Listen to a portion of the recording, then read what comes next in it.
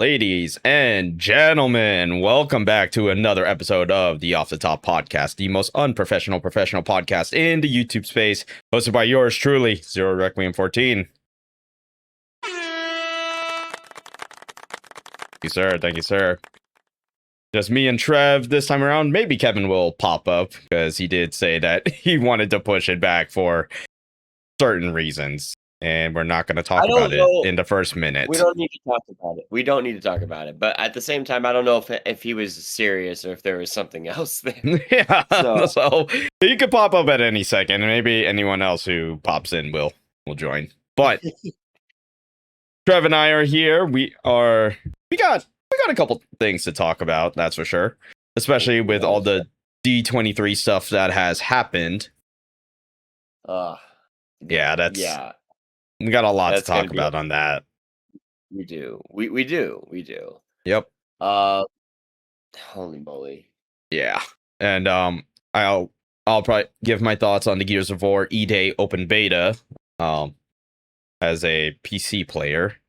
And of course, as of at least us recording this, Phantom Blade hasn't had their state of play yet, so I'm probably gonna go watch that later. And if I add this section, I will, but otherwise I'm excited for that one. And it's kind of funny too, because now that I think about it, we're gonna be in a little bit of like a samurai fever for like the next 2 months, dude, because we have Onimusha coming out in early September, and then we have the Ghost of Yote expansion on October 1st, and then Phantom Blade Zero at like the end of October.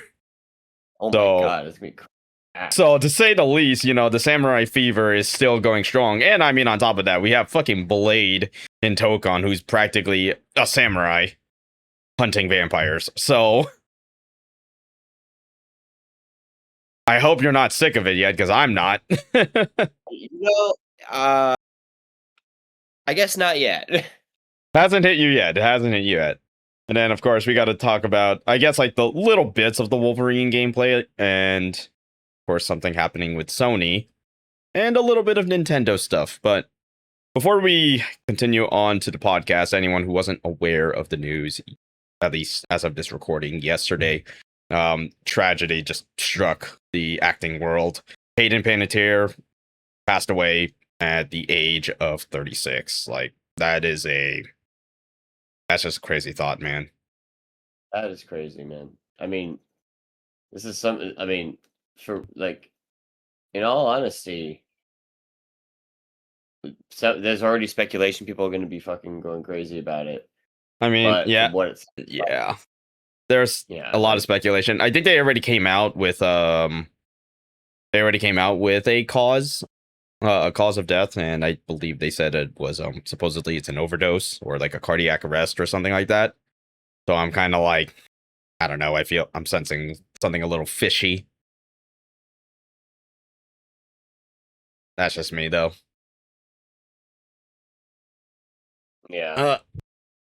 And funny enough, like, I mean, that's just like one thing, man. That's like, it's just so crazy because it's like she's like that name that people don't realize like what she's in until like you start reading out all of everything she's worked on. The fact that she was in Bug's Life, she is funny enough, we're going to talk about the franchise that she was in a little later.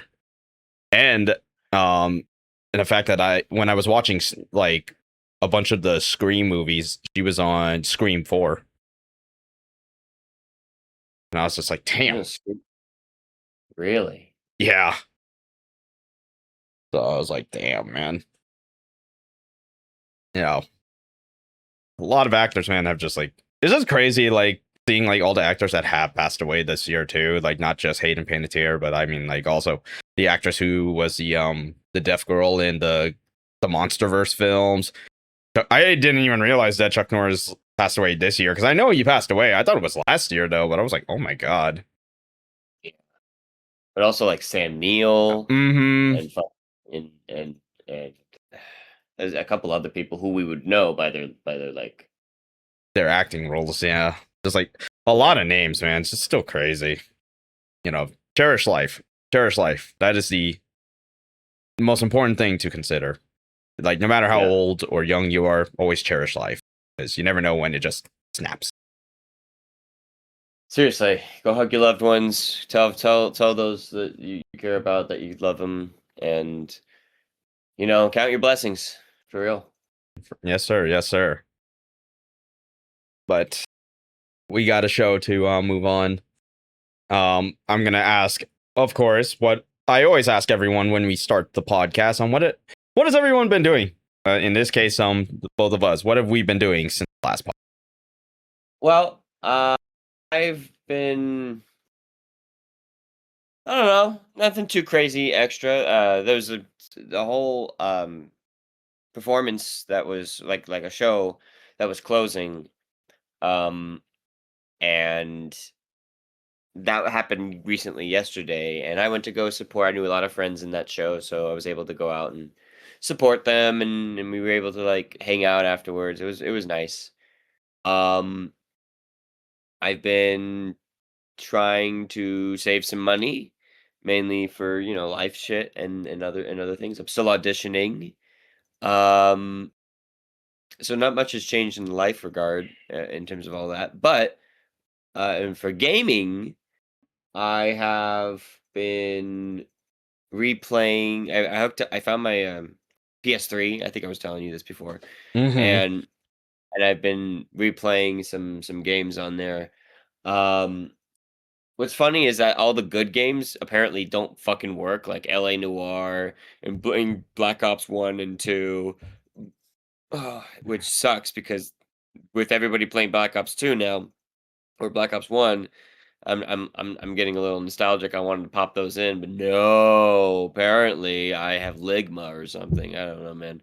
Oh man. Fucking And what sucks is that like I mean you pretty much I mean if you're gonna buy Black Ops 1 and 2 like on the modern consoles, like I would wait on the sale because charging $40 for each one and they're just ports. I'm like, what the fuck?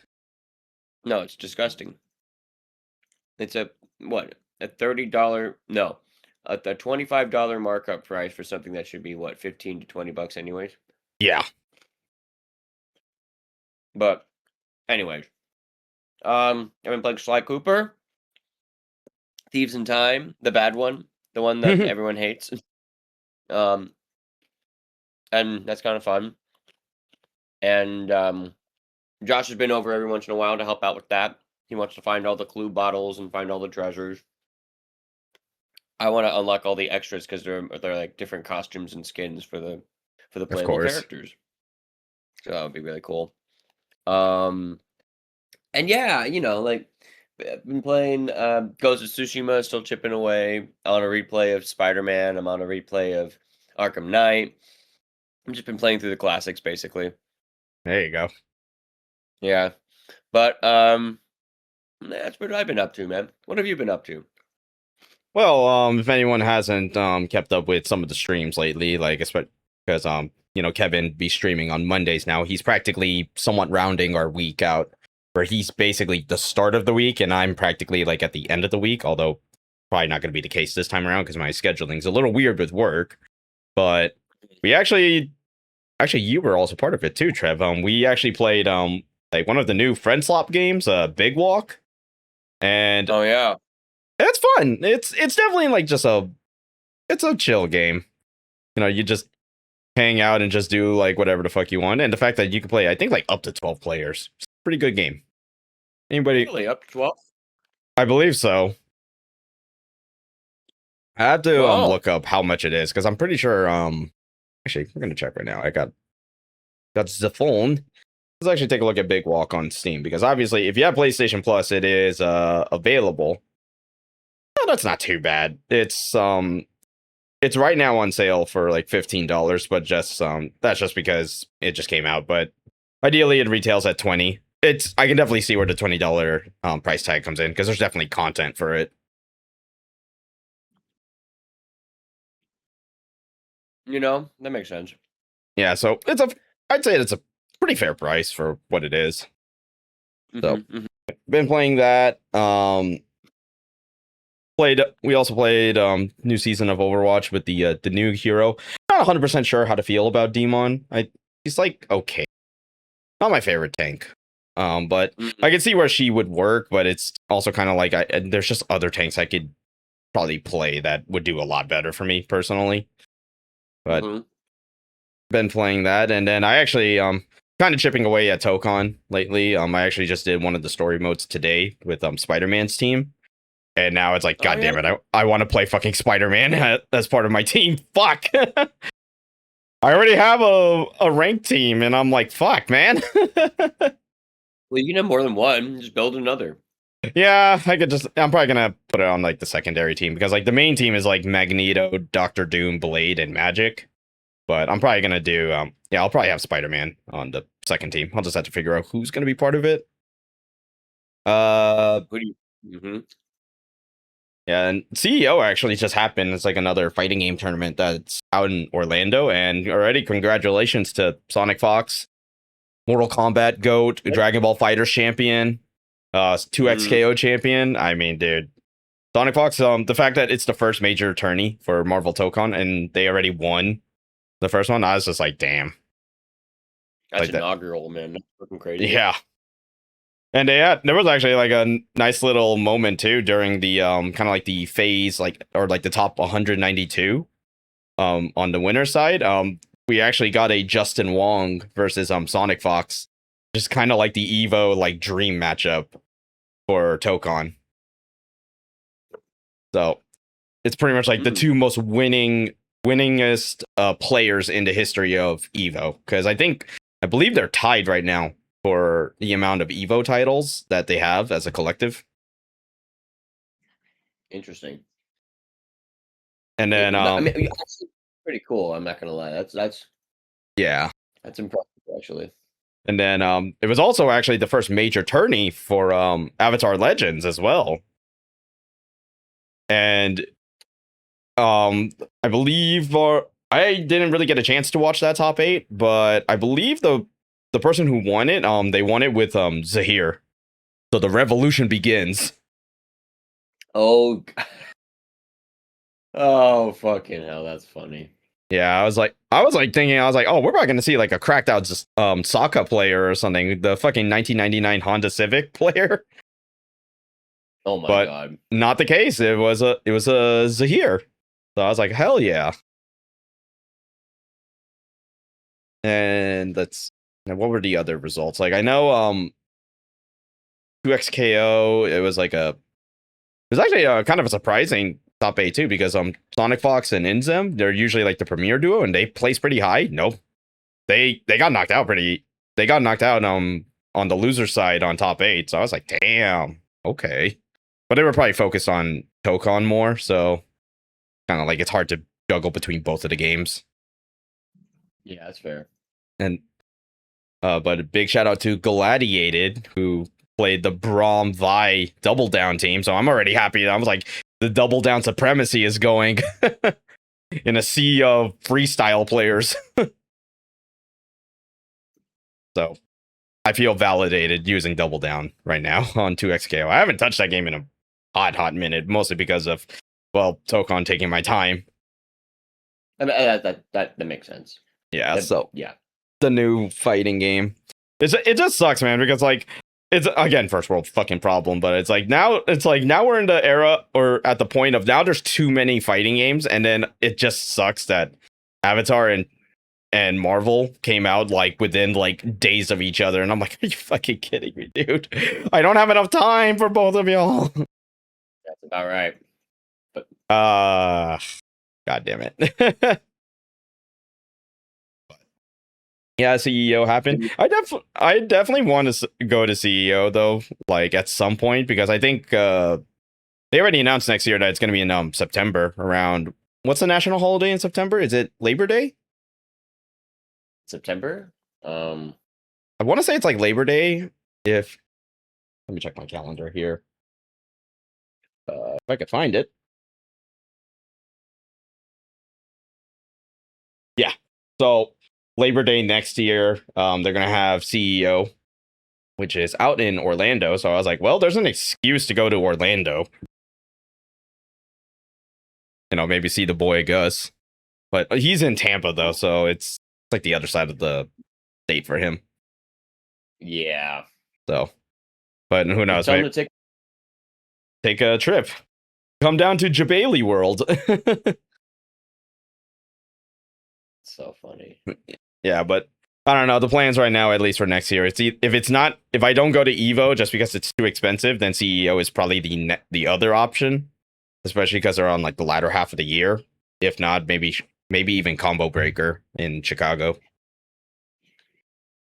Oh, that's funny. That So makes sense. I mean, hard choices for next year. I plan to do any of those trips, but obviously Evo is like the obvious one, just because it's the big one. I want to at least go there once before Evo no longer becomes like the Evo that we all love. that's a you know what that's respectable.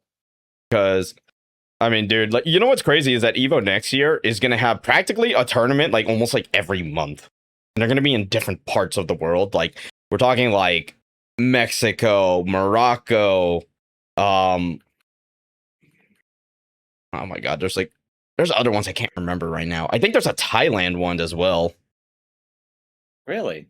Yeah, they're going extremely global with it, and it's like, don't get me wrong, I'm glad it's happening, but at the same time, it's kind of like it's just like the roots of Evo is so grassroots. It's just like, and once it became corporatized, it's just like, I don't know if it's gonna hit anymore, and especially because it's gonna be so expensive because it's Vegas, which is the one that everyone knows.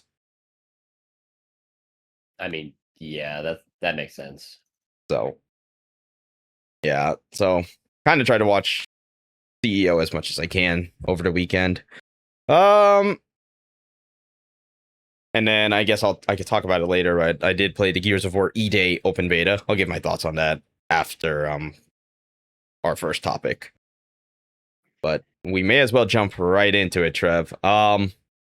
So D23 just happened, and the thing I got out of it, like in a nutshell, was it's practically a bunch of sequels and just new projects that are being added.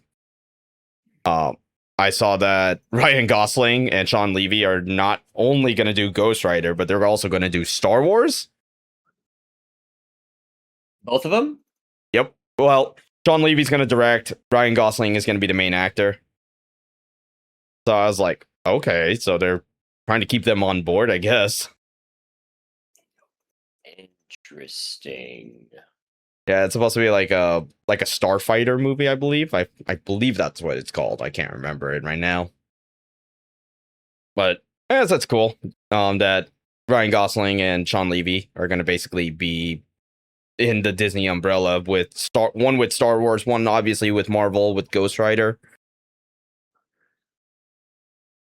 So we'll see about that. Other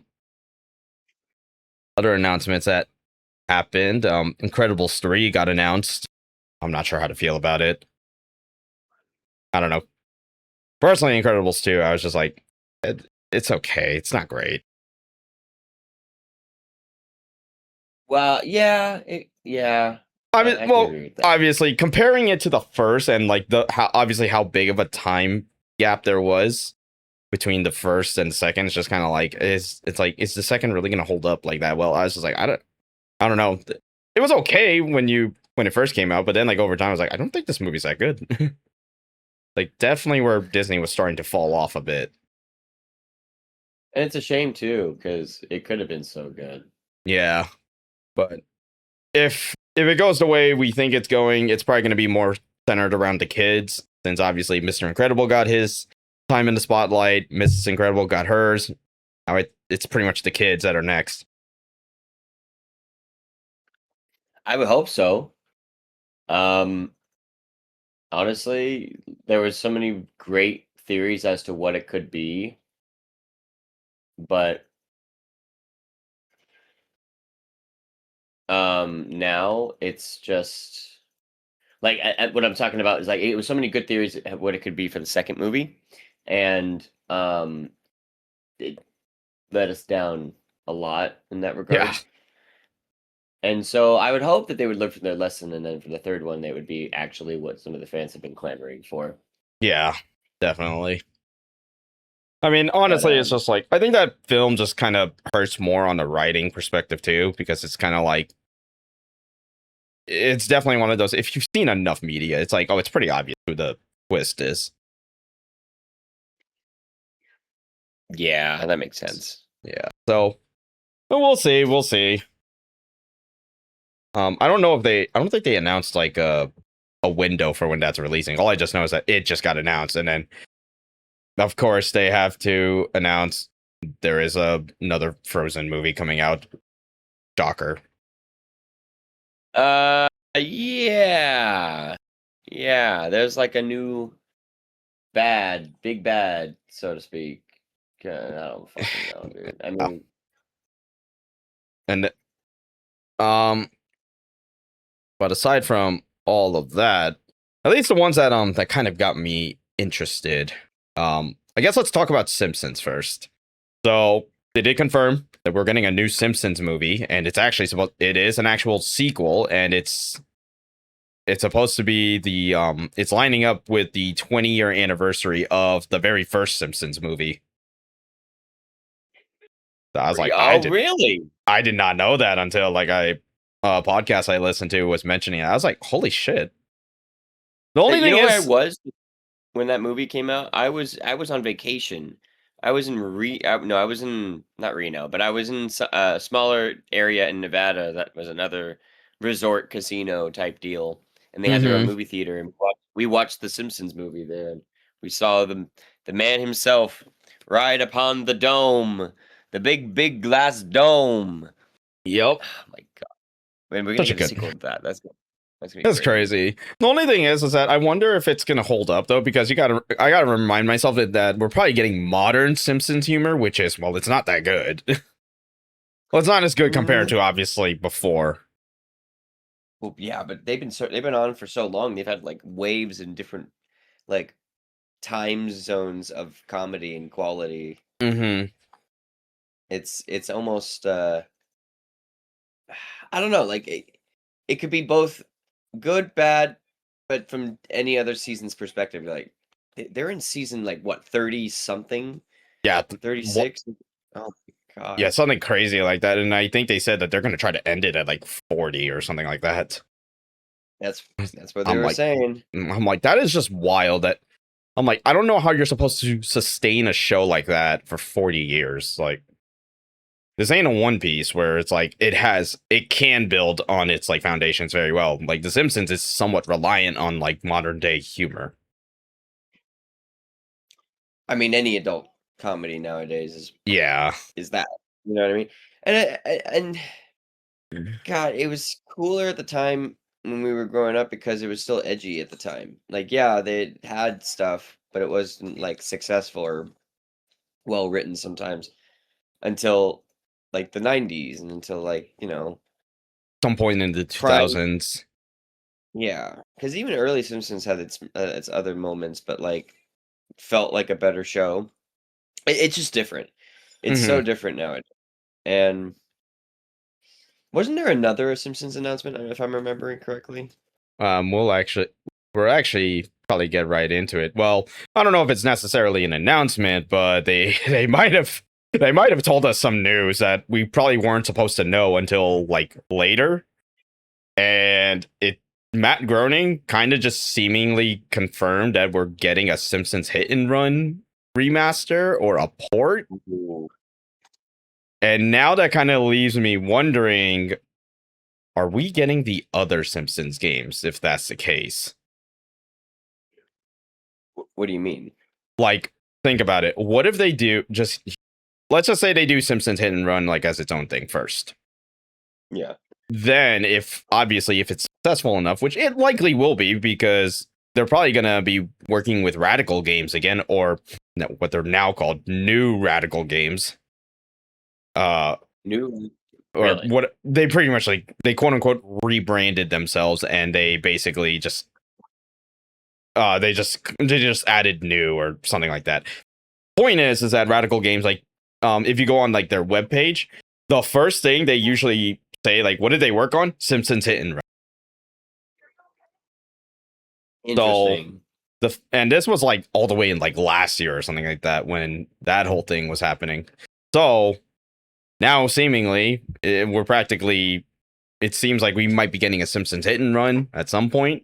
My guess is probably it could show up at a Nintendo Direct for all we know, because that seems to be where all the big ass announcements just casually drop. So I mean, they were waiting for it, man. They were waiting for this whole yeah, D20. yeah, D23, of course. But now it kind of gets me thinking, like, what does that mean? We have, if the Simpsons hit and run, like the release of it, will that make a gateway for the other Simpsons games to come out? Say like the Simpsons arcade game. What if that comes back in like a collection of some kind? I could see that. Maybe There's like a retro. like a whole retro collection. Like maybe like perhaps not only just like the Simpsons arcade game, but wasn't there like a Tony Hawk like Pro Skater game for Simpsons?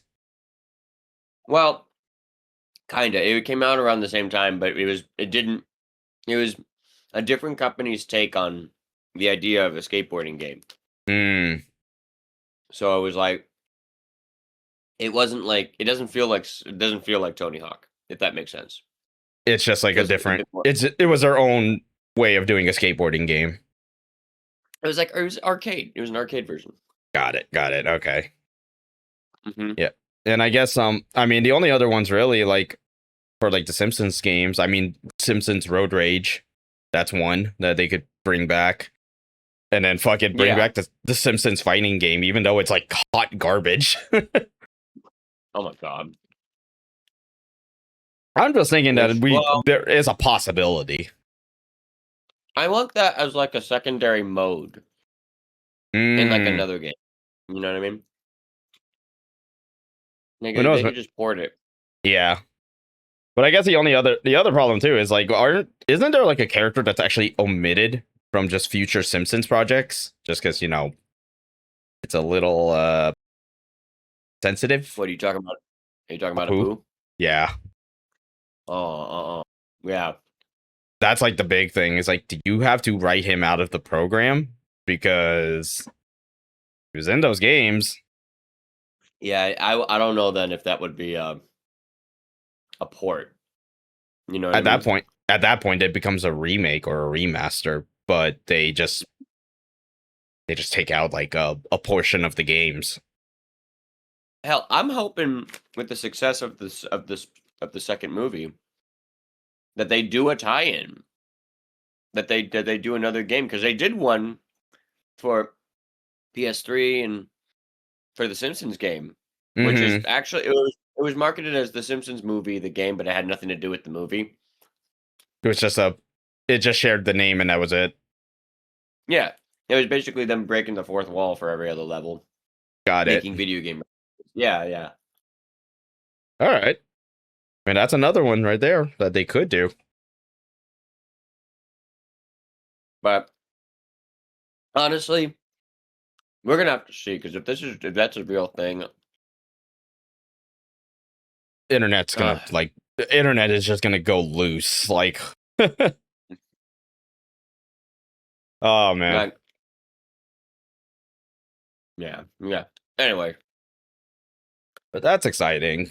That's exciting to see. So Matt Groening. So again, maybe just be very careful with going on press tours, talking about the old projects. oh my god. So, and I guess we could talk about a little bit of Marvel stuff here. So our X-Men cast did get announced. And That's right. I think all I'm gonna say is, yeah, getting Indy Navarrete to be Rogue, I think is the craziest pull, like for their cast. I was just like, damn, that's how you know she didn't really. Obsession was that good that they're trusting her with a character like Rogue. Mm-hmm. Which scares me a little bit. Yeah. Does that mean Channing Tatum is gonna he's gonna be trapped in that marriage?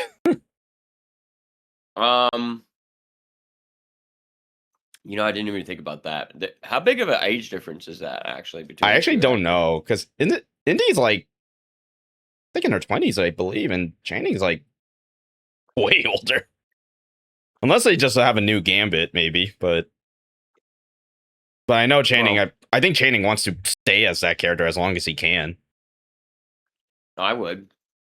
Especially like Yeah. considering all the failed projects that surrounds the character, and then the first successful one is a Deadpool and Wolverine movie. Mhm. So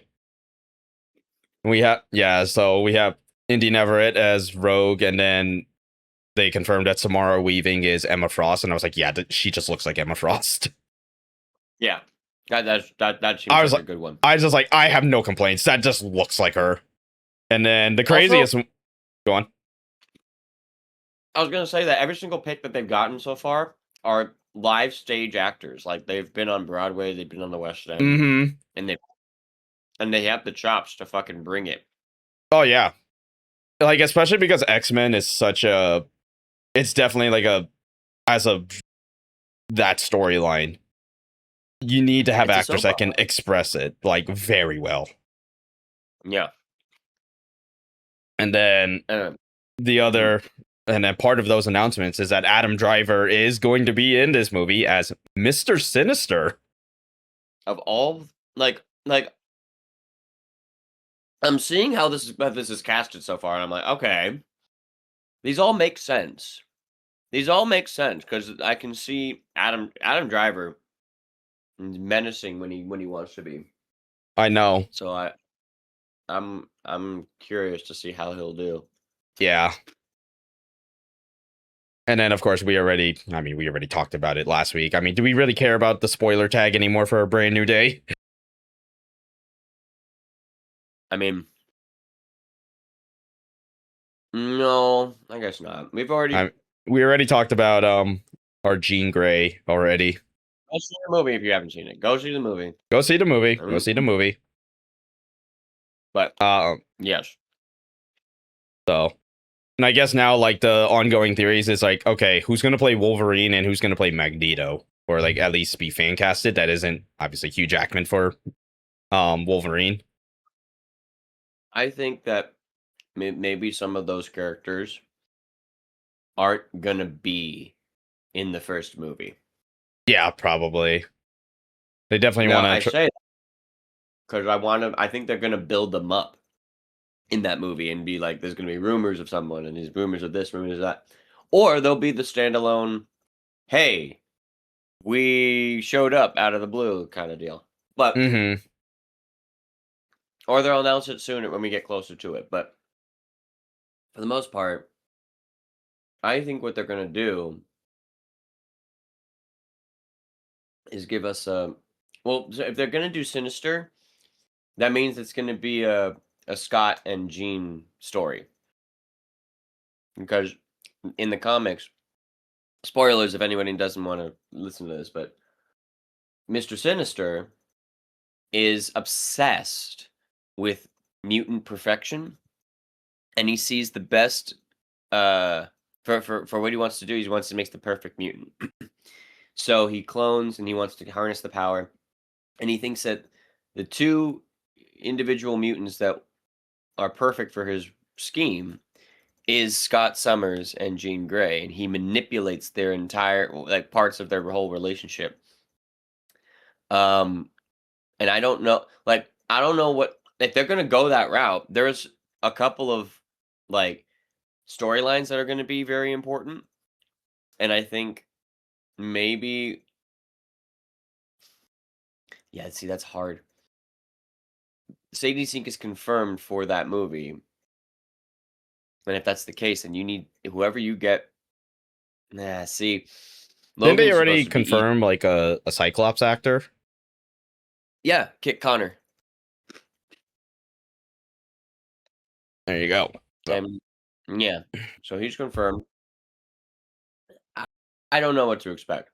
All I know is that it's probably going to be centered around those two, and everyone else is going to be ancillary. And I don't know the actor who got cast as Charles, but I'm hoping that he can really bring it, and he can like be the chemistry will be like he's believable as a Mm-hmm. mentor, believable fucking teacher, and you know what I mean. Yeah, definitely.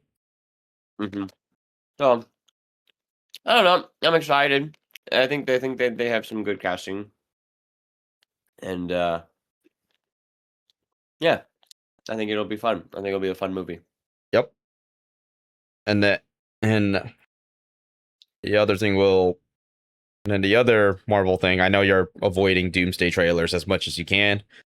Um all I just know is that look, Hugh Jackman crashed the Doomsday part of the show. And it just looked like he was held hostage by Deadpool, basically. I've seen that clip. I've seen that You clip. seen the clip? Okay. And I was just like, okay, so And that basically means that we're probably gonna get them at the end of Doomsday. or the beginning. Probably. Or the beginning, yeah. I've heard some rumors, but I'm not going to. We're not here to We're not here continue. to talk about the rumors. Right. But I think it's worth noting that structurally, it would be kind of insane to start like that. Yeah. Like you want to go big, Anyway. you're gonna have to use some of your biggest assets, you know? Yeah. No, that's what I think was going to happen. But could be wrong. We'll have to see. We got months. And We got several months for that. Mhm. Um There's something I need to watch. I need to watch like all the I haven't seen the new season of What If. I haven't seen like any of Daredevil. I haven't seen Agatha all along. I haven't actually kept up as consistently with Marvel, and I feel like I might be out of touch, but I'm still excited to go see this movie. The prospects of it are very, very promising. mm-hmm. But and now that one company owns basically most of their characters again, it's kind of exciting, so to speak. But I don't know if this is gonna make or break it. You know what I mean? I don't know if this is gonna be the savior of the MCU that people are thinking it's gonna be. Mm. But that's a hot take. That's something we can get Kind into. of temper the expectations for now, like Mhm. because even though Doomsday's getting all the marketing in the world, it's still like you gotta kind of just like think about it. Because I mean, let's be real, like Marvel has been on a very rough patch since the end of Endgame. They're making small strides to fix it, though.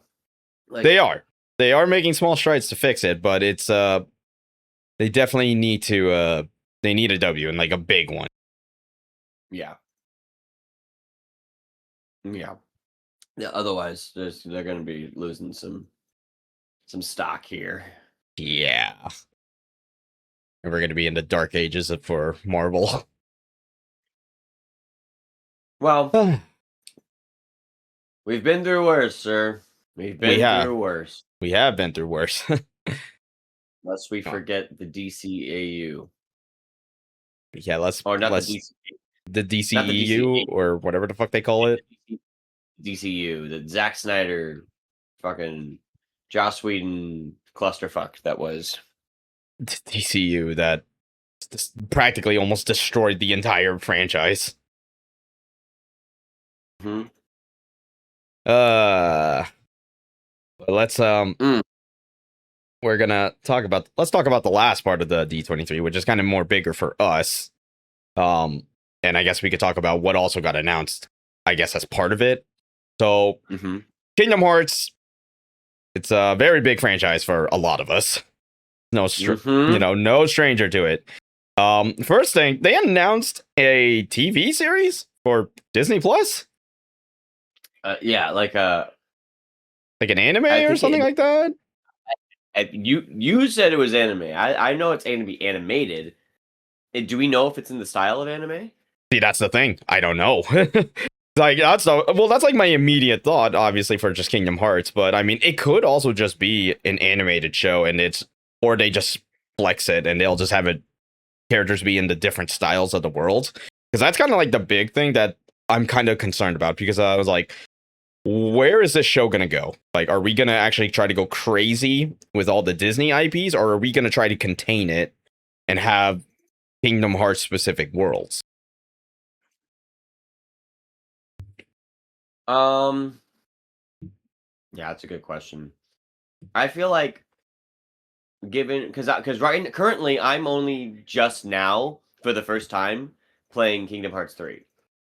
So I I don't want to speculate too much out of fear of me accidentally figuring something out that I shouldn't know yet.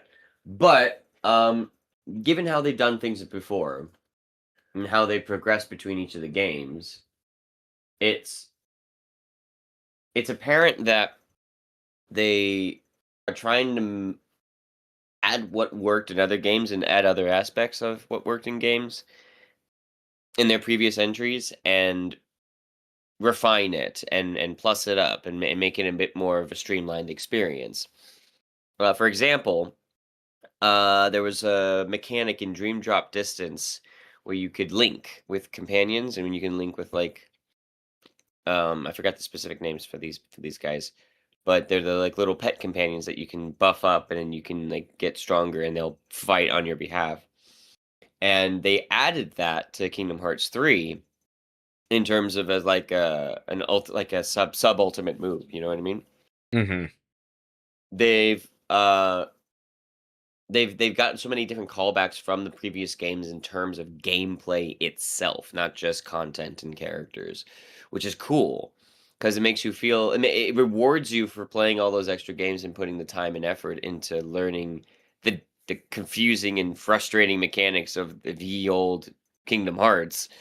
And it kind of gives you the sense of, so I feel like for Kingdom Hearts 4, without speculating too much, I feel like they're gonna keep going in that direction, especially gameplay wise. I feel like they're going to keep refining what worked, what didn't work. They're going to keep playing with what would the because there's been big time gaps between each of these games. Well, at least between whatever what was it, Kingdom Hearts 2 and 3? There's a huge time gap. There's so many different games that they put in and tried different things out, and they put it all together in Kingdom Hearts 3. And so now there's been another time gap between 3 and now 4. So I don't know what other games these devs have been working on or anything else like that, but I feel like they're gonna share and they're gonna implement things that worked in other games into Kingdom Hearts 4. So I'm very excited. I cannot wait to see how that grows from there. As far as the content and as far as what we've been shown, I haven't seen the actual trailers. I've been trying to avoid it like the plague because like, I don't want to see again something that people are like, "Well, that's not going to be spoiling." Like, yes, but you've completed the third game, so It's there kind might of be like something that's. I would probably say, like from your perspective, it's kind of like what's gonna mess with like the lore for you. I guess that's like what Mm, your perspective is. yes, and because I'm trying to pay attention to this lore. It's my first time experiencing it, Mm-hmm. so um, I don't want to get it twisted. Mainly because I'm trying to like pick up the pace on finishing this game because now that we're at the end of it, waiting, and then as soon as I'm done with this game, then I'm right in line with everybody else waiting for Kingdom Hearts 4. Well, And the it's good, like I'm caught up. yeah, and the good news too is that this game is or did actually get a window for when it's gonna release, and it's gonna be late 27. And you want to know what's the craziest thing about that timing too, Trev? This is gonna be the last Kingdom Hearts game that is sold physically. That's crazy. Kingdom Hearts 4? Yep. That's insane. I don't know if I like that. I know. And what's also crazy too is like RPG fans are going to be eating next year too, because like you also got, because I mean the fact that you got like Fable, you got Persona 4 Revival, you have Final Fantasy VII Revelation coming out, and now you got Kingdom Hearts 4. It's like, holy fuck, dude. We were in like RPG heaven right now. Yeah, a little bit. Yeah.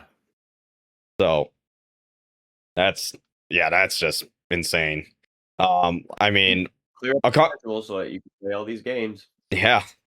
And like I have to constantly like remind myself, because I was actually asked about this by another friend of the channel. I was just asked like what are my thoughts on Kingdom Hearts 4. I was like, I have to constantly remind myself that this game was in the dark for so goddamn long, like 5 years, until a random Nintendo Switch Direct just said, "Hey, Kingdom Hearts 4 is real." Yep. Oh my god. And now God, it's so feels like it was yesterday. It feels like, oh my god, that got just announced. And now that we look back on it, like, no, that was a minute ago. We hadn't heard shit. Yeah, they just dropped a random gameplay trailer just to show the engine, and then it's like, all right, that's it. It's like, what do you mean that's it? So, That's crazy. and so not only are we getting the release window for late 27, but they did announce one of the first worlds that is coming to the game, and I actually think it makes sense. It's Coco. Mhm. Yeah. Yeah, I mean, I saw that little bit of the spoiler. I was just like, "Oh, look, that's Coco. What is it looking like?" Like, wait, that looks. And at first, it's I thought it was a cuts. At first, I thought it was the scene from the new. Because didn't they announce a sequel to it too? yes, Coco 2 also got announced for a 2029 Mhm. release. I thought it was that, and then I saw one of the Heartless pop up in the crowd, and I was like, "No!" I paused it so quick and closed the damn laptop. I was Just, like, "Nope, bro, nope." Trev was. I'm pretty sure you were about to just chuck the laptop across the room, and then there was going to be a new space for it to be held in. No, it embedded into the wall. That's what happened. That's what would Just like, huh? It's just like, so what? So what's the story about this? I saw a Kingdom Hearts spoiler. happen. That'll be a great way to explain that. Insane. Insane. Absolutely insane. Yeah, Oh man. but Kingdom Hearts 4, yep, it's coming out next year, like 27.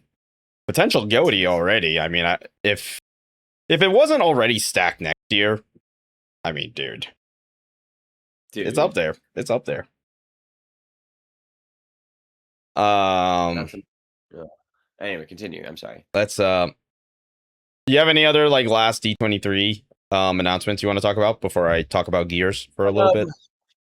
No, only because I don't want to accidentally spoil myself on anything. So no. All right. Oy. All right. Oh, that's funny. I'll do it quick. So these next few ones are going to be are going to be pretty quick. They shouldn't be too long, but I did get a chance to play the Gears of War E-Day open beta. Kevin has told me that he's tried it, and from our impression so far, I like the game for what it is. It's definitely different from your standard Gears, just because they pretty much have revamped the game's entire movement system compared to before. Yeah. So it makes sense for it to be different. And I know a lot of people like are going to be like, "Oh, it feels slow, it feels clunky," because the fact that you could jump is already the weirdest thing. Because normally in Gears, you are as grounded as you're going to get. Like the most you can do was just go, like you could just kind of like vault over, like cover, and then just start rolling. And then the roadie run is not even a thing in the game. It's now just a normal like sprint. Interesting. But I would definitely say like once you get used to like how the movement is, it starts to feel smooth. Because it's just kind of like, well, it's just like any other game. Like if it's like entirely different from the previous games, it's like of course it's gonna feel weird. Like no shit. Must improve on some shit. Yeah.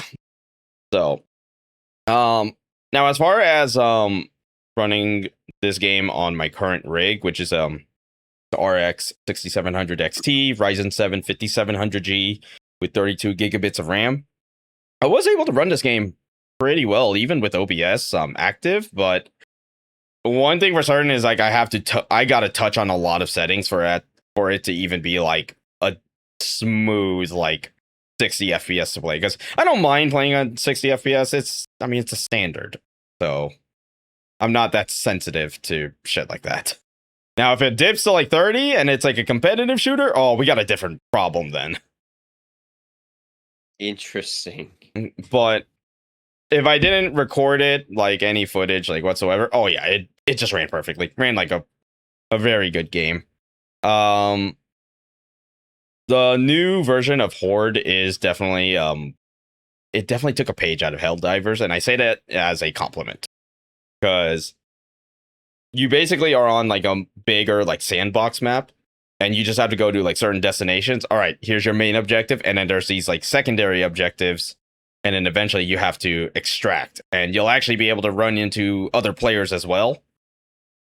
Since it's actually it's 12 players that are running around on this map, and you're just fighting. It's pretty much a giant PvE mode. So, Really? yeah.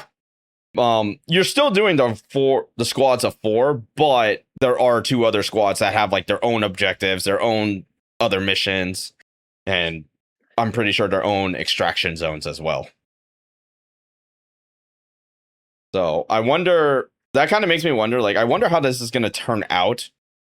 Should like all the players actually do like the full experience? They do their main missions, they do their secondary missions, and all of them extract without anyone being left behind. Like, does that benefit the rewards of the entire game, or is it just specifically your squad that has to follow those like criteria? Yeah. Well, yeah, that's kind of exclusionary. I mean, I get it why, but like it doesn't help. That would just be like my thought, at least. Like, I didn't really play Horde Siege too much. I mostly played the multiplayer just because that's what I grew up on when it came to Gears.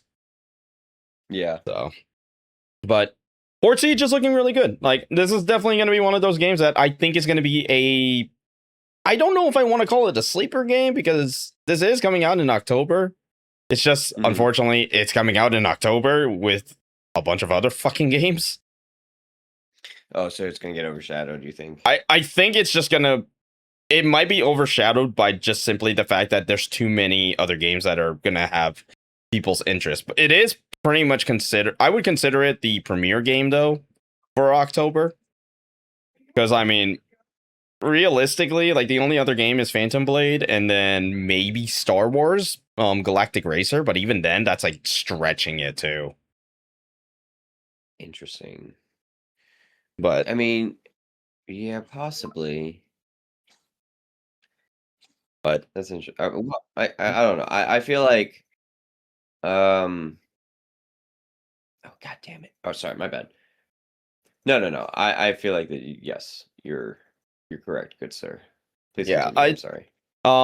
But I will say though, the only thing that does suck, PlayStation 5 players can't play this because this is an Xbox and PC or Xbox console exclusive, but it's also available on PC. So I almost wanted to rip Kevin's throat the other night because he said I don't give a fuck, PS5 players don't get to play this. I was like, crazy that you're just like you're trying to bring console wars into the big 26. Crazy. Yeah, that's insane. Kevin, that's we're slandering like, Kevin and he ain't here, so he's not. Yeah, he can't even defend himself. So, I mean, what? Again, it's just like I understand the point of exclusivities, but it's kind of like I like but when it's multiplayer, I like having a lot of. I'd understand it maybe for a single player game, but even then, that's still fucking stupid to me. You know, again, we're talking about in 2026. If it was back then, I would understand. But it's not. We've moved past that. We are way past it. Yep. And then I guess I'll kind of blitz through these two over here. So Phantom Blade Zero, there is a state of play that is probably going to be an hour later from this recording. So I don't really got much to speak on it. All I just know is that I guess the launch trailer showed that Donnie Yen is actually going to be the villain in this game. And if anybody doesn't know who Donnie Yen is, if you watched Ip Man, that's him. And he was also Kane in John Wick, and he was the blind Jedi in Rogue One. Forces. I'm the one with the Force. The Force is with me. Yes, I'm one with the Force. The Force is with me. him. Oh my. Yeah. So I was just like, holy fuck, that is a pull. Like, holy shit, dude. Dude, he was like, "I'm ready. Put me back in, coach. I'm ready. Fucking put me on the I'm front excited. lines." So I'm already like happy that we're getting probably like one of my favorite like martial arts actors in like the modern day. So I'm excited to see that. And the good news about this game is that there's good and bad. The good news is what it retails for. It's a $60 game. So it's not a $70 game. So that's something. And of course, if you want to spend $70, it's pretty much the deluxe edition. The only thing that sucks right now is that there is no physical plan at the moment. Now, that could all change once State of Play starts. But at least, to my understanding for the info, there is currently no physical plan for it right now. Interesting. So They're just covering their bases right now. I'm like, fingers crossed, man. Yeah, yeah. Oh my. And then another samurai, what I mentioned earlier, the samurai fever is going to still be going on. Obviously, Onimusha is coming out next month, but Ghost of Yotei just randomly gets an announcement that it's getting the complete edition, pretty much like all the DLC that's coming out on October 1st, including a story expansion, which is called The Echoes of Sekigahara. And they actually have a new single player roguelite survival mode called Most Wanted. And I was like, hey, you know what? Gives me an excuse to go back to Ghost of Yotei. And who knows, maybe if I'm just kind of curious because I was talking to Gavin about it. I wonder if Echoes of Sekigahara is going to make us have another 3-hour fucking discussion video. I don't think it's going to go that far, I hope, unless it's like that, actually like that peak. So we'll see. That's so. Yeah, that would, I mean, Um, golly. Yeah. And I didn't write down the prices, but I believe if you own Ghost of Yotei already, if you buy the complete like expansion upgrade, it's pretty much like $15. And I didn't check the retail price for what the complete edition is going to be, so I'll have to probably like add that. I'll add that in editing. But I think it's probably going to be like around that $70 range, give or take.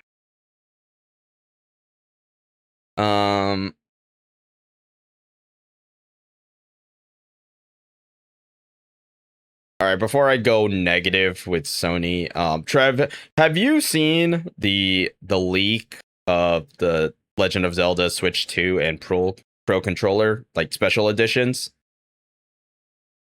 Wait, what? Yeah. There is a wait. So here, I'm gonna like I'll probably send it in He's the gonna group chat. send me the damn photo. He's gonna send me the fucking reference. He's gonna get me back on the fucking same page. 'Cause I'm a fucking idiot. 'Cause I'm stupid. Jeremy told me. He said he thinks I am dumb, so he's gonna send one of these pics of his. I'm not gonna say that. Anyways, I'm just gonna send it to the I'm sending it to the IG group chat. So IG. Damn it! Hold up. Well, that's Now it has an IG page, so that's literally like what it sent me to. So I was like, oh. So we got a leak of basically the Switch 2 and the Pro controller, like the special editions for the Legend of Zelda. Obviously, it's probably going to be in line with the Ocarina of Time remake. Interesting. So is that gonna be what convinces you to get a Switch 2, Trev? Or would you still rather get I don't know, dude. I mean, I want to play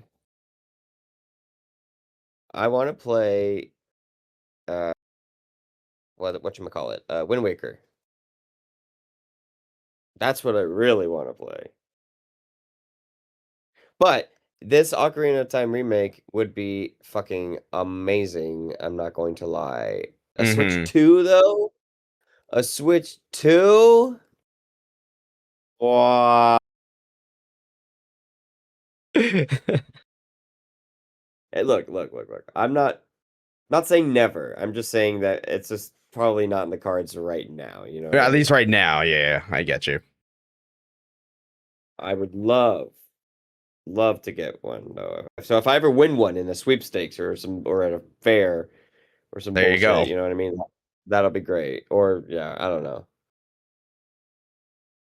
Yeah, so I mean, I saw that. I was like, okay, that's cool. They are at least making like special editions for the Switch 2. I think the only one that would probably I maybe would attempt is like if they have, say, like a Mario special edition or something, if it looks good, of course. Or a Smash Bros. One. Smash Bros. Like a special edition, like Switch 2. If they're gonna do that, I want all the GameCube and Wii hits on There you Switch go. 2. There you Give go. me Brawl. Give me fucking Brawl. Don't be a fucking I can't say that, but you know what I mean. I would love Careful to with the play. Nintendo people. Oh yeah, it'd be like, hey, we got our band switch right ready on you, and you'll be blocked and bricked out. We're gonna get you bricked up. I mean, we're gonna brick you off from from. Oh my goodness. Anyway, anyway. I don't know. I feel like they're gonna. It's gonna be. I just want to play my nostalgia. You know what I mean? I want to be able to. But at that point, like I don't like how the shop is on for Nintendo. I don't like how their online presence is, and the games are great, but at this point, I'd rather just get the stuff that satiates my nostalgia, which is get a GameCube or get a Wii and play through the fucking games like that. Now that being said, if and when I ever do get my own Switch 2, then you'll have to understand that I'm going to be a hypocrite and get all the games because all the games are good or they look good or for the most part. I feel like a lot of these games for the Switch 2, there's like 5 good ones and some that were expected to be good but didn't end up being good. So I'm really hoping that the remake is everything people want it to be. I hope that I think it'll look terrifying if I'm being quite honest. Because Like like how looking at like how it's gonna be like just basically like just a really good looking version of the game is like now it's like a little it's like okay that's a little too good. well, yeah, because we usually remember what's in the game, those skulltulas, those fucking, Mm-hmm. fucking bosses that are like look at something out of like fantasy or like hell. Like dark fantasy type like Yeah, creature exactly. designs. Yeah, I mean the Molduga, the fucking there's fucking zombies in that game. We're gonna see fucking zombies. Oh boy. Like That's all.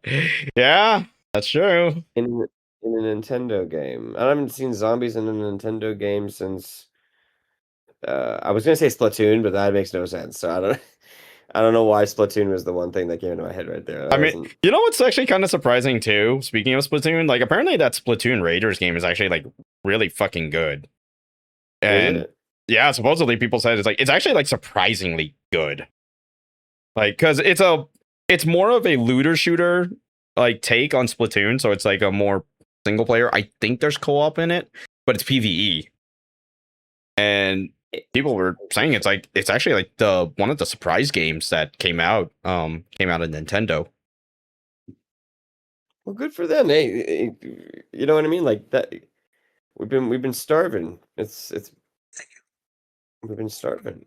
Hey, you know what? I mean then again, I mean, even though like the Star Fox remake. I mean, that's kind of like the game that I was like, I kind of just like, okay, I'm just gonna go play like a mission real quick. I'm just gonna kill time, and I don't regret my purchase. Let's just say that much. That's good.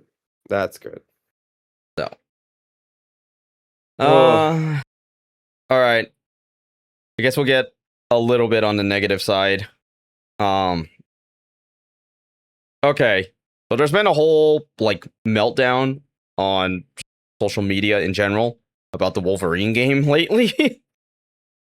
And it's I'm just gonna call it as I see it. It's literally, I don't think people know what they wanted for this Wolverine game. I think that's just what it's starting to boil down to now.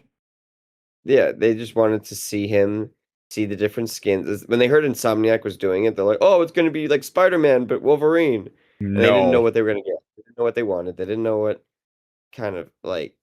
They're not trusting, and that's the problem. There's a lot of devs and a lot of things that nobody's trusting them anymore to make the games.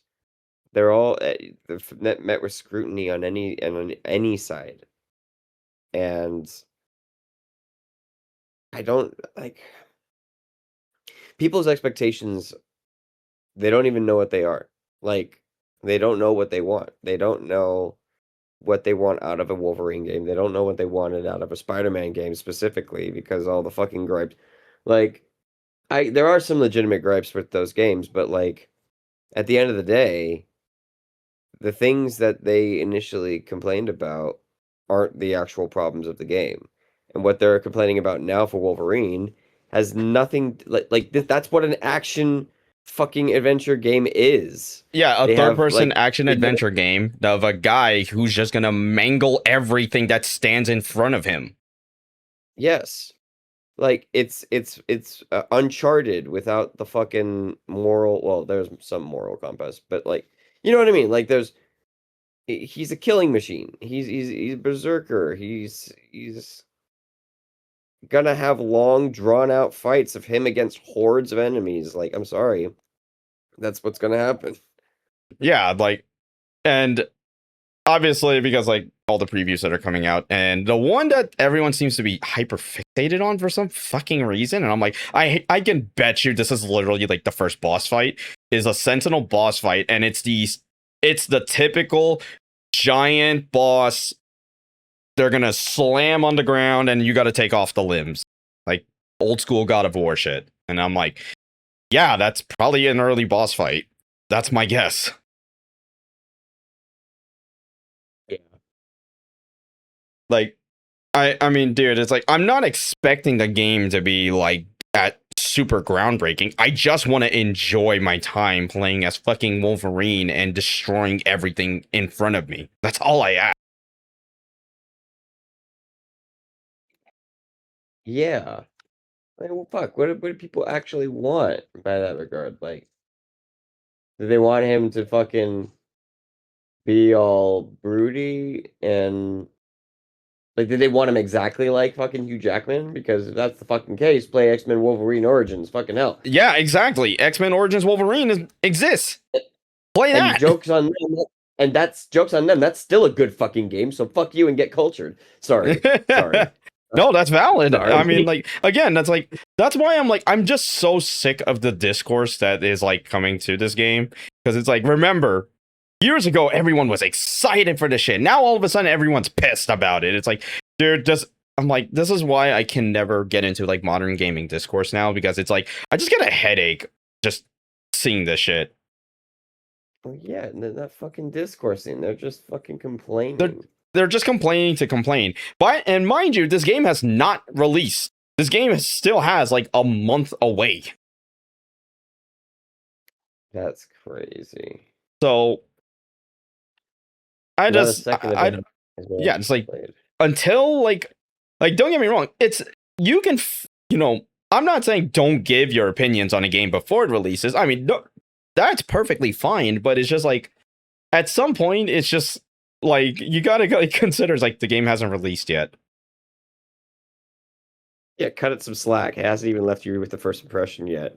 Like, and obviously, I can give my criticisms on like a lot of things too. Like, I'll be quite fucking honest. Like, I mean, I always give criticism to some of the bigger games. Like, let's just put it this way, GTA 6. I'm going to give criticism because of the fact that we're being sold a product that has not shown official like gameplay for the price that it's at. Yeah, for $100. Yeah. And then I mean, what's the other one? Call of Duty. But that's just kind of like beating a dead horse at that point. So that's just so I like look. It's and again, everyone can have an opinion on a game before it releases, you know, if they're a little concerned. That's fine. I get it. But you gotta be like, at the same time, it's just like, you gotta think about like half the things that you'd be saying. It's just like, it's now at the point, like I said, it's just now at a point that it's just like, I don't even know if like this is rage bait or if it's low IQ. Well, so. I think it's both. Yeah. And I mean, and what sucks too is that there's pages that, you know, I respect their opinions and I'm like, the fuck up. Like I hate being that guy. It's like, there's just, I'm like, shut the fuck up. Just like, let this game, like, just have its, just like, give it time once it releases. And you know, whether you play it or you watch someone play it, at least then you could give an opinion, but, you know, don't. But obviously, you know, then that becomes a whole other conversation that I'm probably going to lose my mind over.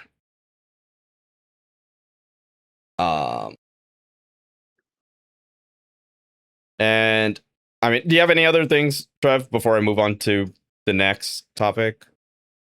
I mean, no, I feel like we said what we needed to say about it. The Sentinel. Wait. The Sentinel boss fight getting compared to a. What? Okay. Yeah. All right. Oh, so I left it in the show note or in like a topic note because one of the comparisons the Sentinel fight was being compared to. I said God of War, but the other comparison was like a Ben 10 game. That's a deep cut. And like we're talking about an old Ben 10 game. Yeah. Like from our childhood. Holy fuck. Yeah. So I get why. I get why. But at the same time, what the fuck did you expect him? How did you expect him to fight a Sentinel? The fucking thing is like 50 stories tall. Yeah. And again, it's like, and again, that little snippet of gameplay that they showed, it's likely in the beginning. And then, I'll quickly talk about two other things that people were complaining about. There's a sequence where he's literally just running in a straight line and there's like explosions happening. Yeah, it's the standard Sony big cinematic walking sequence or running sequence. Yeah, they popularized that in Uncharted and Last of Us and all that. Yeah, and God of War as well. And then there was like another sequence where basically Wolverine is following somebody based on their like scent. And it's just like a giant red line that he's chasing. I was like, again, that's probably in the beginning of the game. So you could probably also toggle that shit off. Like, yeah, if you really wanted to, like, especially with Insomniac games, like you can do that in Spider-Man 4. You can either have it really, really hand-holdy, or you can have it everything off, all the things you can play as authentically as you fucking want to. So I don't understand why people are complaining. At this point, it's just people complaining to complain. I'm like, I don't want to hear this. I'm like, I just don't want to hear this anymore. Just like, if you're gonna have discourse, at least just be honest about it. Like, don't just like say shit to say shit. Because I don't know, man. They can say whatever they want. I'm still excited for this game. I do plan to play this game. Now, whether I play a day one just because of a certain thing that's happening, we'll see. We will see. But I can be 100% certain that I will play this. Oh, me too, dude. I can't wait. Yeah. And then one of the other topics, because like I just realized there was another topic that I didn't put, but I'll ask later. So Stop Killing Games, they have come back and now they're going to be suing Sony, just obviously following the decision that they're going to stop producing physical media, and it's pretty much just creating a digital monopoly. I mean, kind of a no-brainer for why they were going to sue them. Now, whether they win is a completely different story, because either A, there's going to be a settlement, or B, there's going to be a win on the wrong side. Oh. So, I mean, I'm rooting for it, man, but at the same time, I just would not be surprised if that's what happens. That's a shame. Yeah. So, fingers crossed, man. I mean, stop killing games. I still support them, man. We need to preserve physical media. We want ownership. Yes. And then before I go into the question for the pod and comments, Trev, did you watch the Fortnite trailer for the new season? Fortnite trip. Oh. Tidbits. I don't think I watched the full one, but Okay. I mean, to be quite honest, looks it's like, I mean, it's definitely it's just a gaming verse season. That's the most I could really say. They do have the Green Hill Zone. Yeah, There is. you know, funny is I don't know. I'm looking at the skins, right? And I'm looking at Sonic, and he don't look right. He looks It's like weird, right? That he's like tall and not short. Yeah. Yeah, no, he's got fucking robot arms. But just know that there's a comic that explains a lot of stuff. Let's just leave it at that. Of course, there are fucking Archie comics, or is it Archie and the fucking Fortnite comics, like Epic Games and shit? I don't know what comic brand they are using, because I assume it's the same company that's been doing their comics. I just don't remember which one it is. But they have a Sonic Fortnite comic that's out there, and I believe this version of Sonic is supposed to be Metal Sonic, supposedly. There's no way. Are you serious? I don't know. I have to look at it again. It's some weird ass panel. But the villains for that season, well, two of them make sense because, well, three of them make sense because obviously one is Geno, who's like the big villain of just Fortnite right now in like their lore. Eggman, a fucking course, you have to have Eggman. Atom Smasher from Cyberpunk is one of the villains, but it's the fourth one that pisses me off. Yeah, what? So it's a collaboration with a Roblox game called 99 Nights in the Forest, and it's the fucking deer that is like their mascot. And I've never felt more pissed off in my life seeing a Roblox collab in this game. I mean, I was expecting it, but I'm like still annoyed by it. Oh my god. Like, you literally had any other villain you could have used. You could have had Wesker. You could have had Akuma. You could have had Bison. You could have had, well, you can't really do Nintendo because we have like 2 characters or 3 characters that were practically clearly inspired by, that were going to be Nintendo characters, but Nintendo said fuck off. So, Right. So, and you can see like one of them looks like, one looks like Link, one is a Mario Kart character. Yeah. And then they got fucking Sora though. Yeah, they got Sora.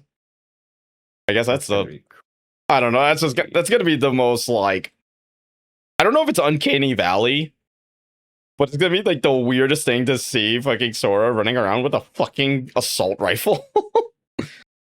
He traded the Keyblade for bullets. Oh my god. Golly. Goofy, Donald, get the Glock. Okay. You wanna know what I will say? I will forgive this season for being existing. You give me in the Sonic part of the battle pass, you give me Escape from the City as part of a jam track. City Escape, you mean? Yes. Oh, that has to be there. That has to be. If it's not there, I'm gonna be like, I hate this game. I'm never playing it again. I want that one. I want Sonic Heroes. I want fucking Ooh, what if they do the pumpkin map? That fucking song. From Adventure 2. Yeah. I'm just dude, I'm an Adventure 2 fucking simp for that OST, man. Oh my god. Wait. Nintendo characters 5 confirms 5 big changes in Zelda Ocarina of Time remake. There are less suggestive themes in the new Ocarina of Time for Switch What do you mean 2. less suggestive themes? I don't know if you remember the fucking fairies and what they look like. Because they look like Poison Ivy if she was made out of polygons. Got it. Oh, I'm not surprised by that part. I mean, they're gonna. You know what, Trev? I already know what's gonna be the first headline. Nintendo has gone woke. Yeah, I mean, because they didn't show animated titties. Oh, or God. ass. Oh, Or ass. All right. gosh. Fucking Switch 2's fucking. All right, they're already Ocarina of Time, more like Ocarina of Woke. Fucking hell. Oh Fucking God. Fresh take. Wait, okay, I'm like looking at this. Ocarina of Time is getting new cutscenes never seen in N64 or 3DS games. They're just redoing it all, aren't they? From what it sounds like, yeah. Fucking crazy. Maybe revamp the combat a little bit too. Wait. Oh, God damn it! You already like this. All right, I'm getting off of Instagram. I'm sorry. Please continue. We have a show we're doing. Yeah, we're almost done, but we are almost done with it. So, I will say, like, one of the things I was kind of looking at the key art for the Override season, I believe that's what it's called. Oh, fucking Crash Bandicoot's in the game and Mega Man's in the game. Yeah. Joker from Persona 5 is in it. Spyro's in it. And there's definitely like some that were like, really? Like the main character from Screamer, the racing game that came out earlier this year, one of the leaders, he's in the game. And I was like, why do we have this? Like, I was like, this just feels so random. And then, I mean, I know that Phantom Blade Zero, the main character, is actually supposed to be in this game too. So I was like, well, I'm not surprised. They kind of already said that. I mean, at this point, it's like, what the fuck is next? Like, oh my God, Trev, I think that means that Yakuza is going to eventually be in this fucking game. In Fortnite? Oh my God. You know, if... Oh God. Okay, but only if we can get like a portion of the actual like if we can get Millennium Tower in the map, and if we can get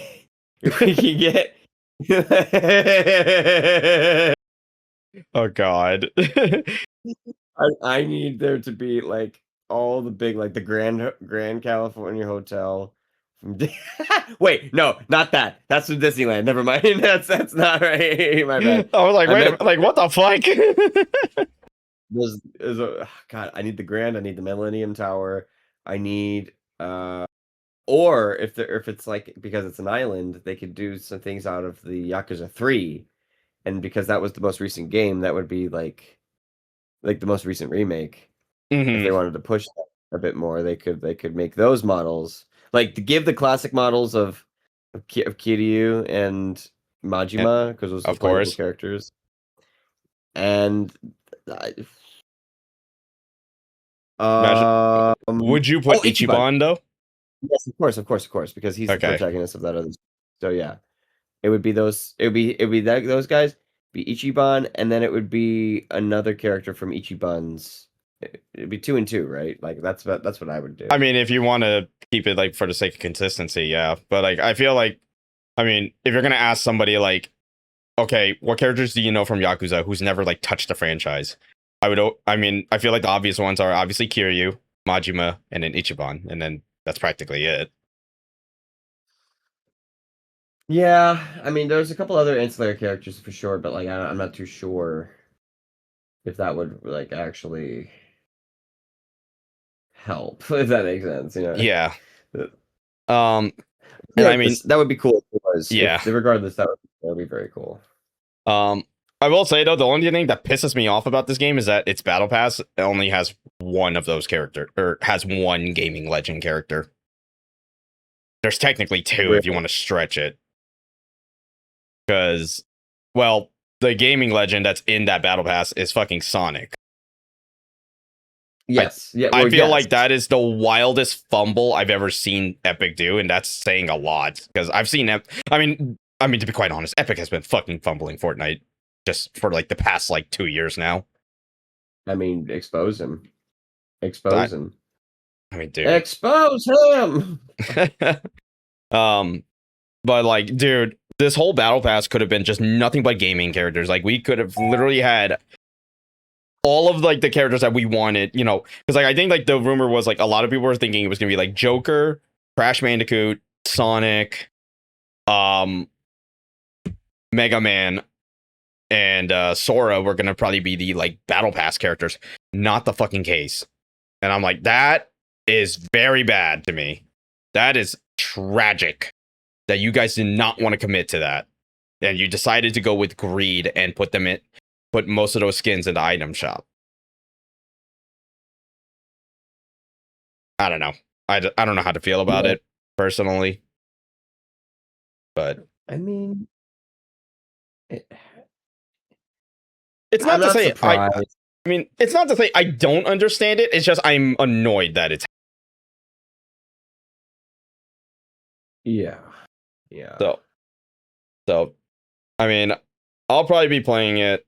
I'll definitely be playing it once that season starts. I don't think I'll be streaming, unfortunately, because like I said, my schedule's going to be weird for the next 2 weeks.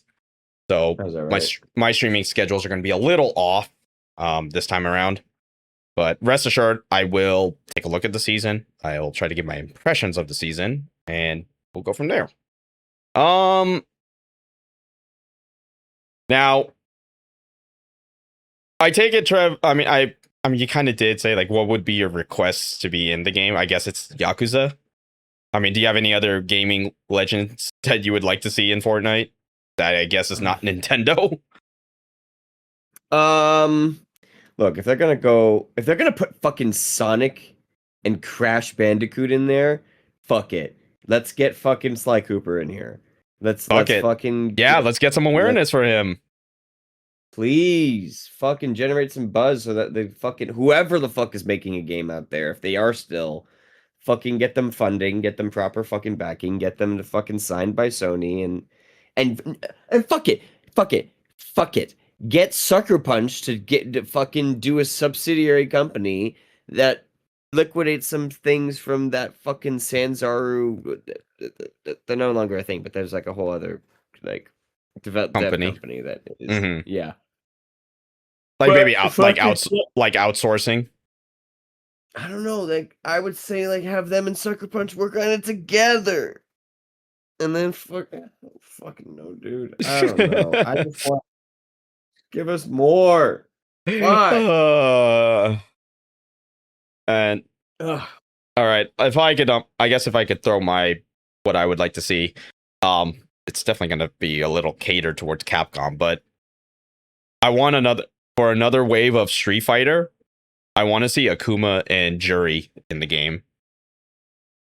Damn. I think the Akuma one will be funnier because of the fact that he was in Tekken 7 and you can give him a shotgun and it will still make sense. Because they have shotguns and that's funny. That's funny. And then Juri just to have a girl, and I mean like Juri's like pretty fucking popular still for reasons that I won't mention. I mean, we're gentlemen, that's why we don't mention it. Yeah. I would like to see another. I'm sorry. Grippers. And then like another one I would like to see is another Resident Evil wave. Maybe they could just do Wesker. Well, let's put it this way: I want Wesker in the game, and I want Leon and Claire to have alternate outfits. Give me my goddamn jacket. Sorry. You want that. You need that. Come on, it's Resident... Dude, Leon in that fucking brown jacket is so fucking iconic, dude. Like... Yeah. But they won't do it. They'll just give you tactical, and that's it. They're gonna give me It's- boring looking Leon. He looks boring in the game. That's why I barely used the skin. God damn it. Ah. Yeah. Um, You know, what'd be crazy if they implement like this kind of defeats the purpose of having different skins. But if they implement like coats, like ooh, clothing that you can yeah, wear, that would and be cool. I don't know. I feel like I mean it won't happen because that's where they make their money. I mean, you never But know it though. would. No, you never know. You never know. I gotta remember, Especially this is supposed to be a video game season, so it's like almost like a lot of things that's gaming related is like on the table essentially. I mean, if there's only like a few other that I can really say, like I would, because Fort Nightmares is around the corner. I think it's time that we finally get Five Nights at Freddy's added to the game. It's just like it just thematically makes sense, and I would like to see Silent Hill and maybe like Nemesis from Resident Evil be in the game as well, or Mr. X. I'm okay with either or. I mean, that's fair. It's something. They need to give something. Yeah, and then the last thing I would want to see in this, and this would, I'm just gonna say it right now. If I see this group like show up in Fortnite, I'm going to shit out a chicken. To quote Max. What?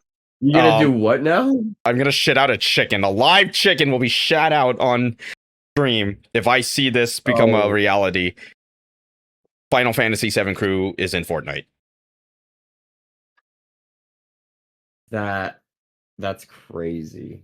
If you put Cloud, Tifa, and Aerith in the game, and fuck it, put Barrett as well, even though he's only got a minigun arm. Fuck it, do it. Or you could put Cloud, Tifa, and Sephiroth.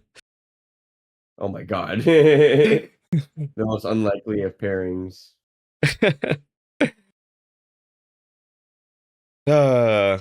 Like I said, if I see anything Final Fantasy VII in this game, I will shit out a chicken like on stream. That is. I don't want that to happen, but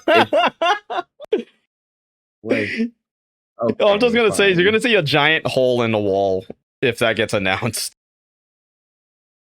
It's gonna be the shape of me just running, screaming, "Oh my god, Final Fantasy is in Fortnite!" I'm gonna be running like Nick Cage, in what is it, Vampire's Kiss? Oh god, yes. I'm just gonna probably be like screaming Tifa's in Fortnite repeatedly nonstop.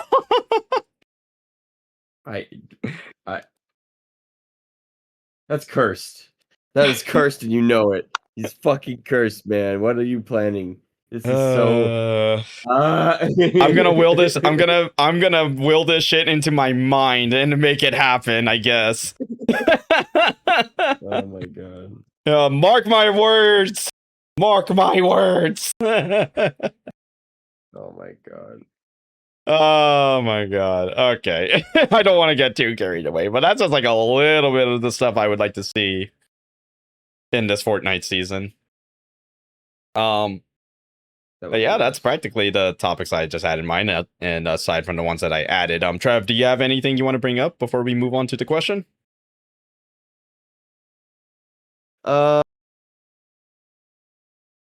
Honestly, it's been a packed week. It's been kind of crazy with all the announcements and the news. So, yeah, no, I mean, I feel like it's gonna give us a lot to think about coming up to next week.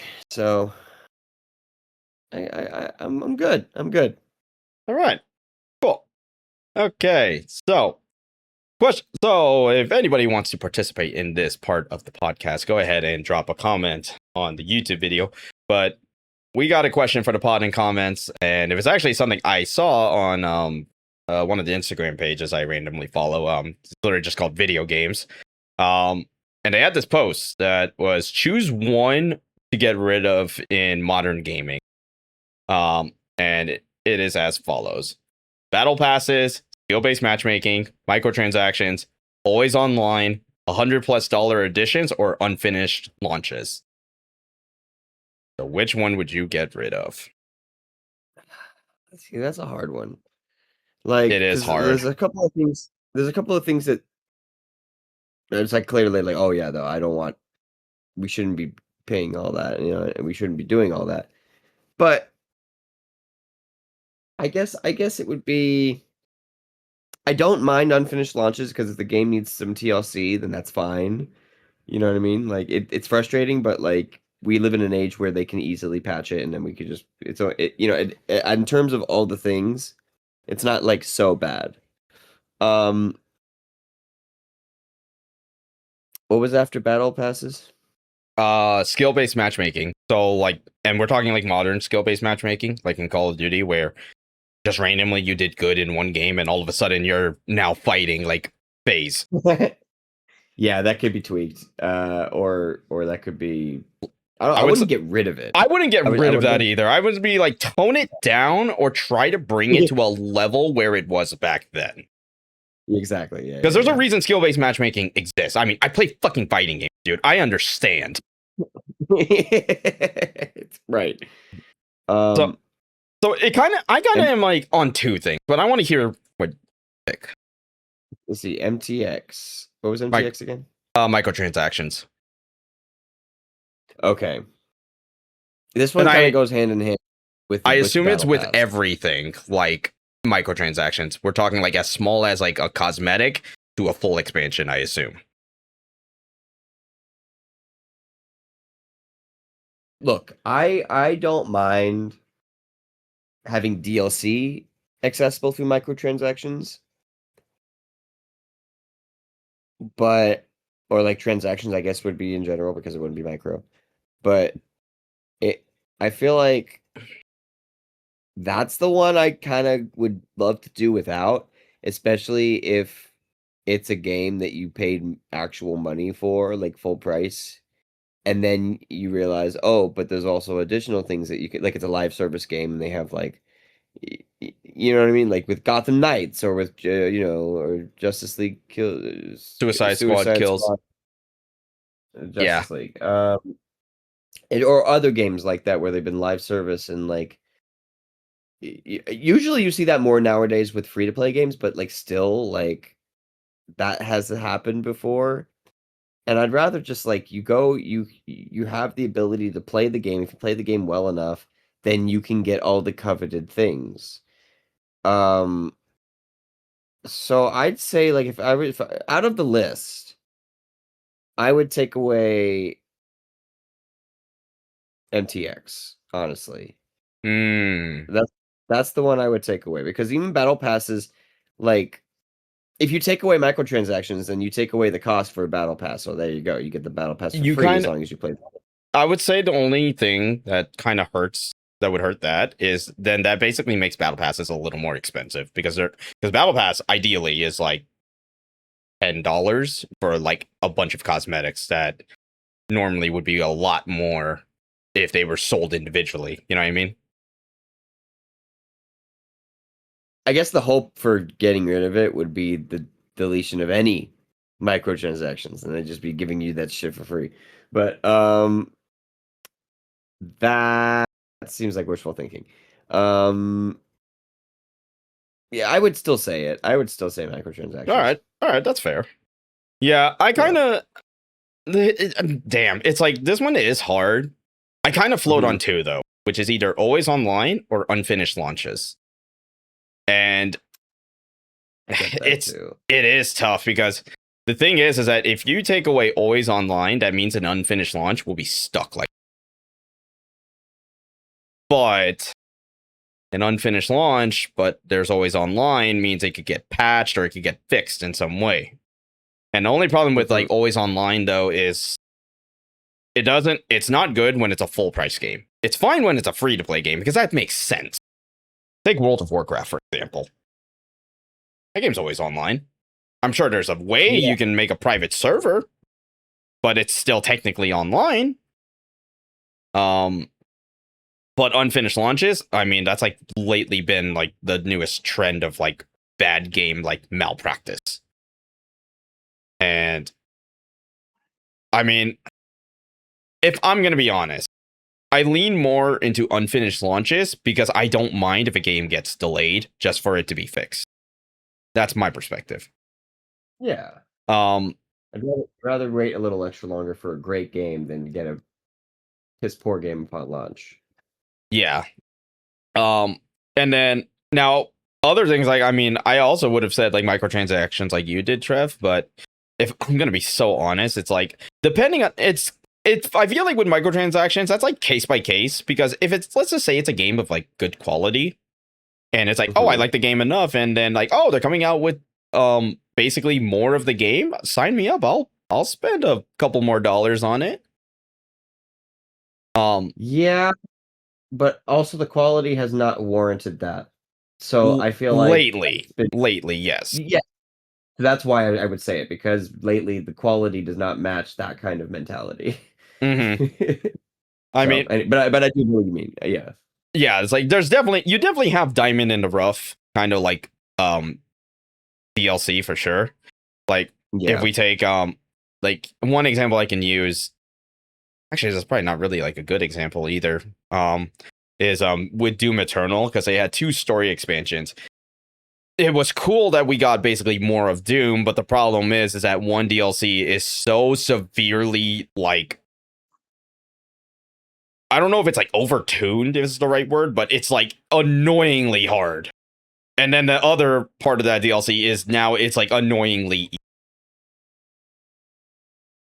So that happens a lot of the time too with unfinished launches for sure.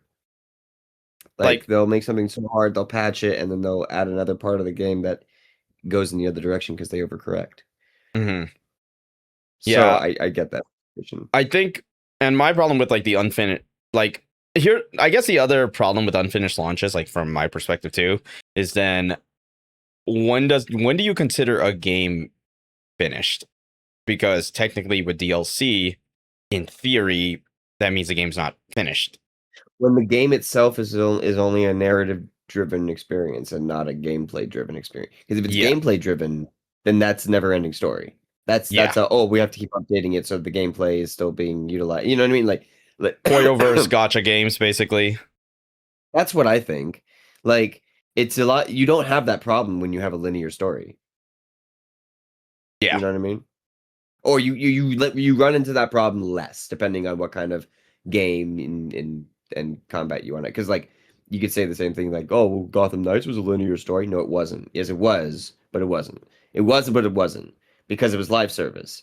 You were playing an area with live service, but which means that you tried to have your cake and eat it too. You didn't want to just give a full immersive single player experience. You wanted it to feel like you were online with your friends and share it. And the compromise for that is the philosophies of gameplay.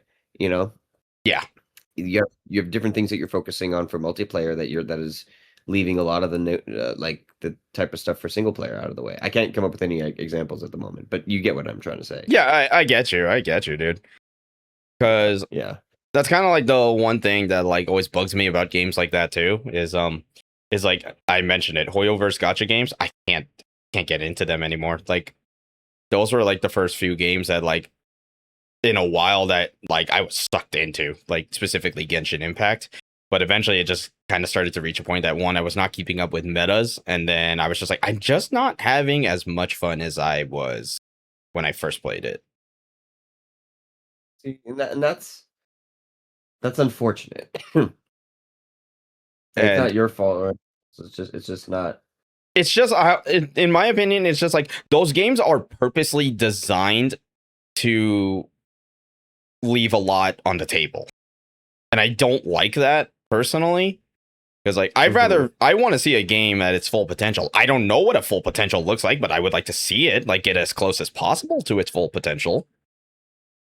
Like I'll give you like here's like another example to bring up, like fighting games, like Mortal Kombat. Like something about 11 and 1 felt like those games are incomplete. Like in terms of like how their battle systems were, and like even like the roster as well, because like I can tell MK1 needed more, and like if the rumored like third season pass that was gonna have Doomslayer and Harley Quinn as guest characters, I actually think would have legit been really fucking cool, but because obviously the games were the way they are, it just couldn't survive. And then MK11, that game's like problems for days. Like, because visually it looks amazing, but I hate how it plays. Yeah, But because that's the same engine as Injustice 2 as well. yeah, it's like some modified version of like I think like Unreal Engine 4 or 3, it's something like that. Interesting. So yeah, that's just so. But to kind of like to round it out, like I still would. I think either way, no matter what, I would still rather have unfinished launches be the one thing I get rid of, because again, I don't mind waiting for a game to be a better product when it releases than for it to be just like pushed out. That's a fair point. So I will take that risk over like the other stuff, because at this point, like if we just like look at the list again, battle passes, it's basically a cheap way to get cosmetics without having to really spend on cosmetics. SBMM, I hate how Call of Duty does it, but I understand what's the reasoning for it. I just don't agree with it. Microtransactions, it's practically the same thing like battle passes, but if you don't want to, let's say you don't want to buy the battle pass, but you want to at least get one random cosmetic that just kind of piques your interest, there you go. Always online. I mean, there's a bunch of free to play games that make sense on why it exists. Now, if it, obviously, I just hope that they can release options to have like private servers or be like DRM free, then that's like a bonus at that point. Yeah. And then we're used to $100+ editions. Like, as long as it's not the full game like GTA 6, then I'm okay with it, because it makes sense for collector reasons. Especially like Resident Evil, they always have like a statue usually. Mm-hmm. So that's just my perspective on that little topic. That's you know what? It makes sense. It makes sense for sure. And that is gonna do it for this episode of the Off the Top Podcast, episode 62. I want to thank you, Trevor, for joining me on this pod. Always trying to record like usually every Monday, and then we upload this Tuesday or Wednesday, depending. Yep. No, dude, thank sorry. Thank you so much for having me, man.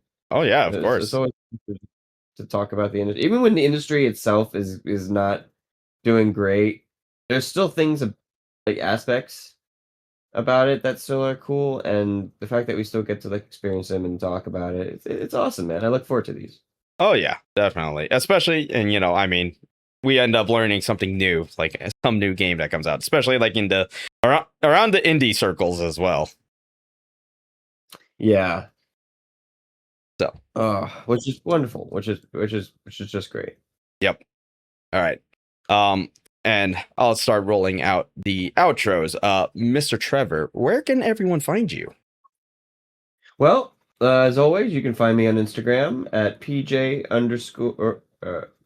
Yeah, sorry. Wow. Whoo, caught me lacking. All right. You can find me at PJ_DYNO on Instagram, as well as any music or anything else. I have about 4 albums released with our good buddy Josh at Read Your Mind, which is RDYRMND.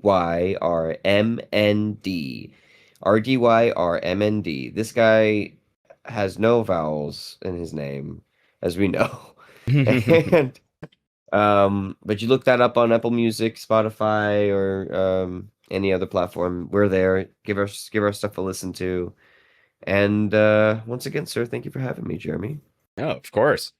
And And as your host, I am Zero Requiem 14. You can follow me on this very YouTube page, Instagram, TikTok, Twitch, Twitter when I do use it. So before we close out this episode of the podcast, by the time this is uploaded, I'll probably be streaming by then. But if I am not, we're gonna be on a little bit of a weird schedule, streaming wise.